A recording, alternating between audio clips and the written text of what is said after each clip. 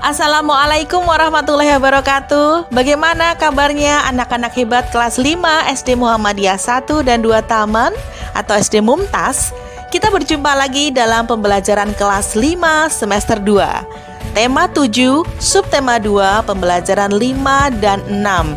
Materi yang akan kita pelajari diantaranya adalah pertempuran Laut Aru, konferensi meja bundar, dan lagu syukur.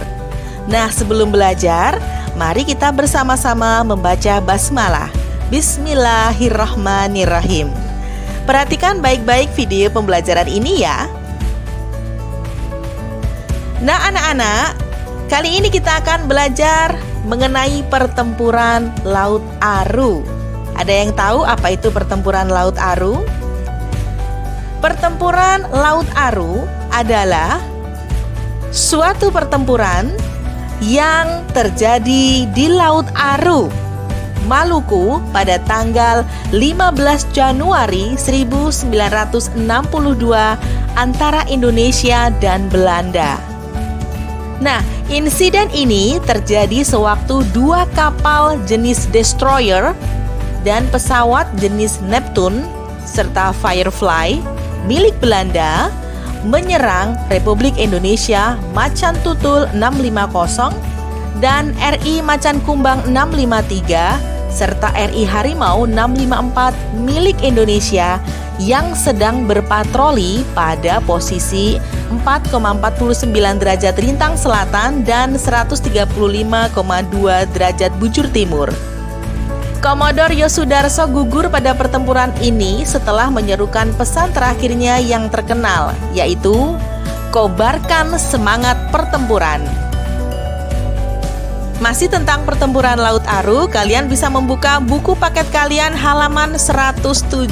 Nah, di situ ada beberapa pertanyaan yang kita akan membahas bersama pertanyaannya dari pertanyaan A sampai pertanyaan E ya. Nah, yang pertama kita bahas, apa sebenarnya yang memicu pertempuran Laut Aru?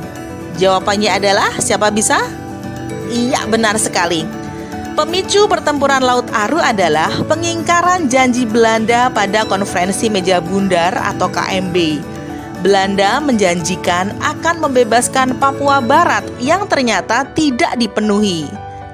Pertanyaan berikutnya yang B, kemana sukarelawan akan dikirim? Jawabannya adalah ke Irian Barat. Betul sekali.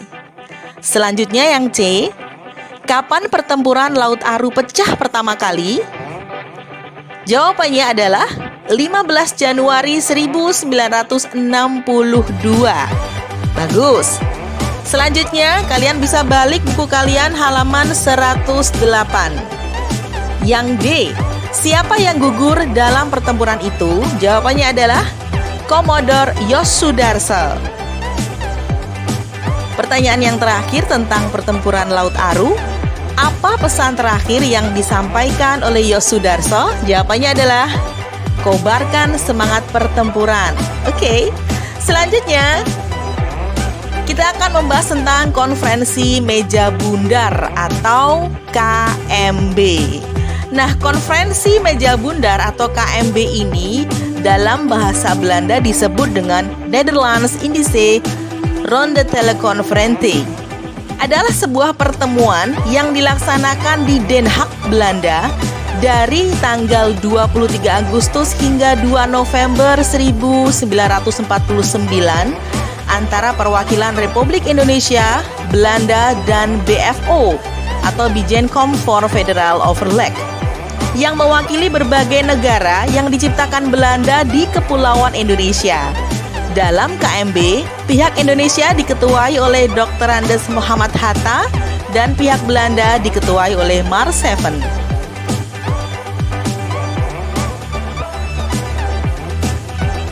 Baik anak-anak, dalam konferensi meja bundar ini, nah seperti yang kalian lihat pada gambar ya, pada tanggal 2 November 1949, perundingan ini diakhiri dengan mencapai keputusan. Di antaranya adalah A. Belanda mengakui Republik Indonesia Serikat atau RI sebagai negara merdeka dan berdaulat. B. Penyelesaian masalah Irian Barat ditangguhkan setahun kemudian. C.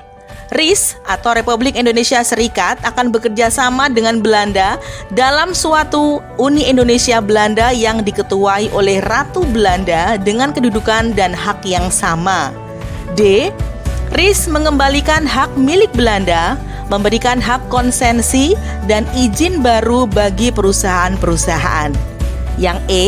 Semua hutang Hindia Belanda harus dibayar RIS. F. TNI menjadi inti tentara RIS dan berangsur-angsur akan mengambil alih penjagaan keamanan di seluruh wilayah RIS. Akhirnya pada tanggal 27 Desember 1949, Belanda secara resmi mengakui kedaulatan Indonesia yang dilakukan di Belanda dan di Indonesia. Pengakuan kedaulatan Indonesia di Belanda dilakukan oleh Dr. Andes Muhammad Hatta, sedangkan di Indonesia dilakukan oleh Sri Sultan Hamengkubuwono IX. Dengan berakhirnya KMB, berakhirlah konflik Indonesia-Belanda antara tahun 1945 sampai 1949. Nah anak-anak, setelah melalui pertempuran atau peperangan yang cukup lama melawan Belanda dan juga Jepang, saat ini kita sudah merdeka kan? Nah, kita bisa menunjukkan rasa syukur kita melalui salah satu lagu yang diciptakan oleh H. Mutahar yang berjudul Syukur berikut ini. Mari kita nyanyikan bersama-sama lagu Syukur ya.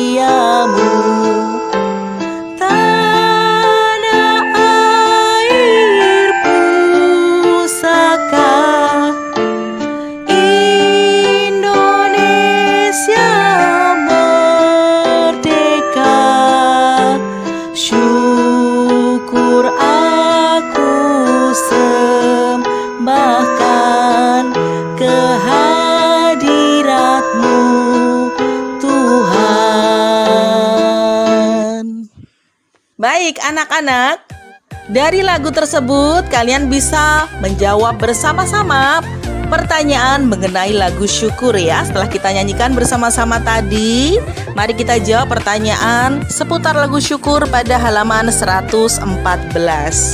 Sudah dibuka bukunya? Yang pertama, lagu Syukur bertemakan apa? Rasa syukur atas nikmat tanah air tercinta. Betul. Berikutnya yang kedua, bagaimana nuansa lagu Syukur sesuai dengan yang kamu rasakan? Nah ini jawabannya bisa seperti ini atau kamu bisa menggunakan bahasa kalian sendiri ya. Merasa kagum atas kebesaran Tuhan yang Maha Kuasa yang menciptakan seluruh alam dan jagat raya.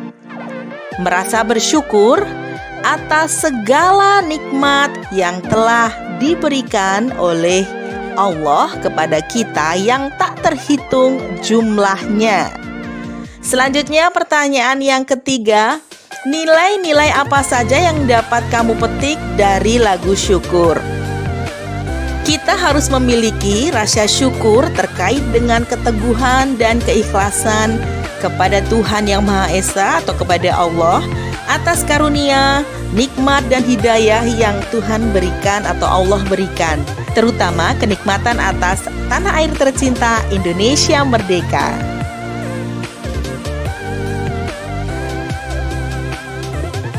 Baik anak-anak, tugas hari ini kalian bisa membuka buku paket kalian pada halaman 115 sampai 117. Nah, di situ ada gambar di sisi kanan dan di sisi kiri. Kalian bisa menjodohkan gambar tersebut sesuai dengan keterkaitannya dengan agama serta budaya yang ada di Indonesia, ya. Contohnya, pada buku paket halaman 115 ada gambar. Di sebelah kanan adalah tempat ibadahnya, Kemudian di sebelah kiri adalah ibadah yang dilakukan oleh pemeluk agamanya. Nah, kalian sambungkan mana yang sesuai. Ada beberapa agama di Indonesia ya. Kalian sesuaikan dengan gambar yang ada di sisi kanan dan sisi kiri. Termasuk juga dengan budaya yang ada di Indonesia. Di situ ada gambar tarian dan adat istiadat yang dilakukan di Indonesia. Kalian sambungkan dari mana tarian atau adat istiadat yang ada pada gambar tersebut. Setelah selesai, kirimkan jawaban kalian ke WA pribadi guru kelas kalian ya. Jangan lupa. Baik anak-anak, sampai di sini dulu pembelajaran kita hari ini.